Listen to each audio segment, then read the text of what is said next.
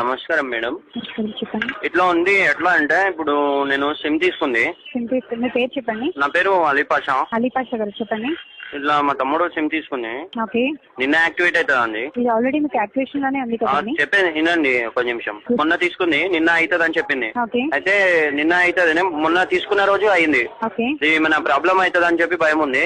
మళ్ళీ ఇంటి ముందల పోలీస్ తిరుగుతుంది. యాక్టివేషన్ మొన్న అయింది, ఇచ్చిన రోజు అయింది. ఓకే. ఇప్పుడు భయం అవుతుంది నాకు. ఎట్లా ఉంటుంది అంటే పోలీస్ తిరుగుతుంది ఇంటి ముంగల, ఫస్ట్ భయం అవుతుంది. ఏం చేస్తున్నా అని ఉంది. మీకు భయం ఎందుకండి సిమ్ యాక్టివేషన్ కి? ఇప్పుడు భయం అవుతుంది, పోలీస్ వస్తుంది ఇంటి ముందు తిరుగుతుంది, వాకీ టాకీలా మాట్లాడుతున్నాను.